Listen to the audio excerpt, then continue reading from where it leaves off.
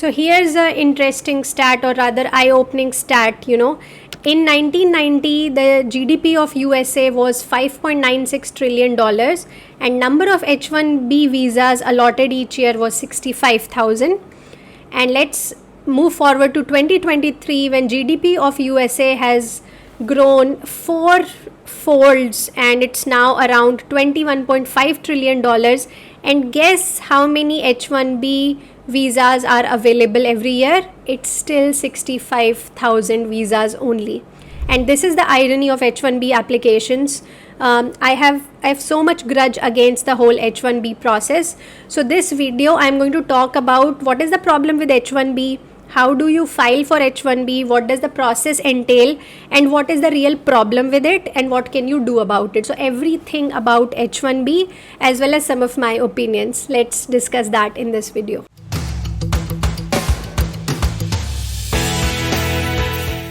Hey guys, welcome back to the channel. This is Nistha from Scholar Strategy and 24 North Star, and today we are talking about H1B visas. Now what has happened this year is many Indian students had to return to India because they could not secure a job upon graduation, or they could not find H1B visa, and I have covered this in detail in this video. Feel free to check it out. So my point is, I wish more international students would keep themselves informed on H1B visa, how they work, how to get it, because it has a very big impact on your potential life in the US.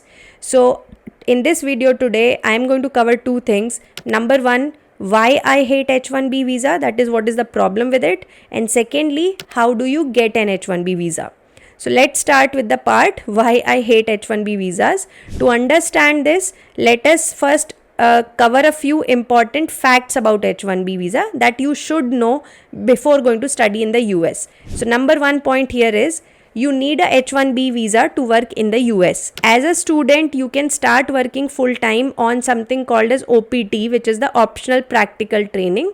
It is a form of student work permit that you can get after finishing your education like bachelor's or master's in the US. But OPT is valid only for 1 year for non-STEM courses, and it is valid for 3 years for STEM courses. So up till 3 years you can keep working on the OPT without needing the H1B.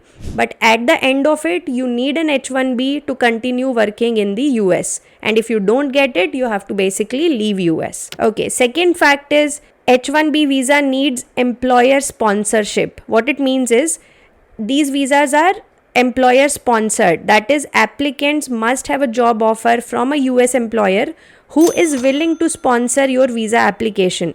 You cannot sponsor your own H1B visa. So the employer is responsible for filing the necessary paperwork and meeting all legal requirements. This is what makes it hard for smaller companies to file for H1B visa, because you need special legal team and therefore more money to file the petition properly. So many a times people are able to find a job, but the company doesn't know how to properly apply for their H1B and they miss out on the application windows. So if you are seeking H1B, I say it's better to go with well-funded or bigger companies who have the resources to apply for your H1B. Now, I have seen that software and IT companies are still good at this, but students face real problems in other fields like civil engineering or non-STEM majors, because those employers just don't understand how H1B works. Third fact is annual cap. There is a statutory cap on the number of new H1B visas that can be issued each fiscal year. So it is currently set at 65,000 for regular applicants and an additional 20,000 seats for individuals with advanced degrees from US universities. Now this cap is often reached so quickly because any company can file for H1B. So this leads to a lottery system for selection. If you are wondering who is applying for all these H1Bs, it includes Indian companies like TCS, Cognizant, etc. who file H1B so that their employees can work on site for their US clients. Now here's the kicker. USCIS received approximately 7 lakh registrations for this year's H1B cap. So for 85,000 visas that they are going to give out, they received more than 7 lakh applications. So that is how crazy the competition is and how unfair the whole system is, because no matter how qualified you are, your fate still depends on a damn lottery. Fourth fact is limited duration. H1B visas are typically granted for an initial period of 3 years with the possibility of extension for up to 6 years in total. So it means that you have only 6 years to work using H1B visa in the US. By the end of this period, your employer should have filed for your green card and it should have reached a certain stage. If not, you will have to leave US. This has actually happened to few of my colleagues at Citigroup. So basically a countdown timer starts even if you get your H1B visa approved. You need to convince your employer to file for your green card in time for it to reach the desired stage by the 6th year. Fifth fact is family support. H1B visa holders can bring their spouse or children under the age of 21 to the US as dependents on H4 visas. However, dependents are not authorized to work in the US, but they can still attend school or college. This makes it difficult for people to sustain because their spouses can't work on the dependent visa. Sixth fact is it is costly. As of April 2024, the base filing fee for an H1B petition is around $780. This fee is paid by the employer to USCIS. If the company uses an immigration attorney to handle the H1B petition, legal fee can range from several $1,000s to upward of even $10,000 or more. Companies can choose expedited processing for an additional $2,800 fee. So this doesn't guarantee approval but can get a decision from USCIS faster. So what all this means is that not all companies can afford to file for H1B petition for their workers. This again limits the number of companies that can potentially hire students like you. So given all these facts, this brings me to the point about hating H1B. So what I find funny is that US universities give funding to many students so that they can study for free. For example, I studied for free and many of my clients study for free in US. It means that US government is spending dollars to train you, but when it comes to employment, they make it so hard for you to start working. This makes no sense. Like, why train people and make them qualified and then force them to leave your country? You would imagine that they would want to retain all these MS and PhD students so that they can work and contribute back to US economy. But no, we all have to compete against employees from Wipro, Infosys kind of companies in a stupid lottery system. So I've often tried to understand why US government does this, but there's no clear answer. Of course, there's politics behind it. So this is why I personally find the whole H1B system idiotic and unfair. But you as a student have to deal with it in the end, and therefore it is important that you understand it. Now let's talk about the second point of this video, which is how do you get an H1B visa? Overall, it's a pretty complicated thing, but let me give you a quick step-by-step summary. First thing you need to do is obviously finish your master's degree and ensure that it's aligning with your career goals.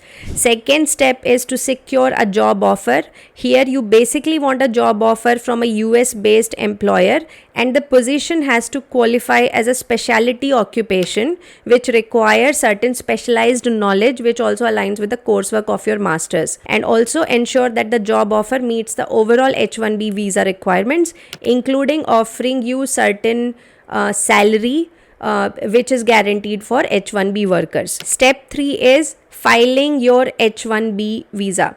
Your prospective employer has to do a lot of paperwork. It includes obtaining a certified LCA or labor condition application from the Department of Labor and file the actual petition with USCIS on your behalf. So your employer has to do that and file your H1B petition. Fourth step is lottery process. So as we see, because there is so many number of people applying for H1B visas, it all goes through a lottery process. This typically happens in April. USCIS conducts this lottery, and if your employer's petition is selected, you are one step closer to your visa. Fifth step is approval confirmation.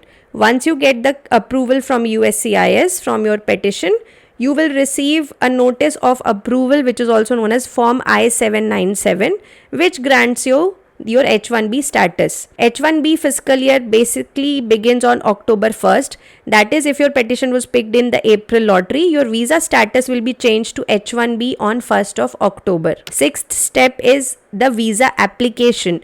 Even though your petition is approved, you still need to formally get your H1B visa stamped. This has to happen at a US consulate if you're abroad, or if you're already within US, then you need to undergo the visa status change process, so that you can officially move from the student F1 visa to H1B work visa. And seventh step is, of course, with your H1B visa secured, you can now formally begin working for your employer on H1B visa, and you have 6 years to keep working on this H1B visa. So that is how you officially get your H1B visa in the US. That is the process, which means that during your job hunt, you should be careful about applying only to the companies who are willing to sponsor your H1B visa. That was some information about H1B.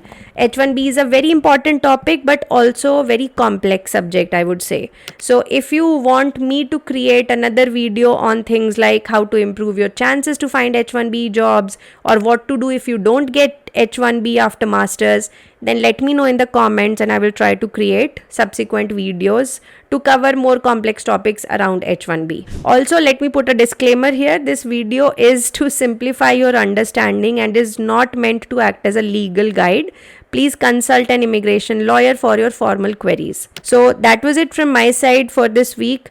All the best, and I will see you guys next week with a fresh new video. Until then, take care. Bye-bye.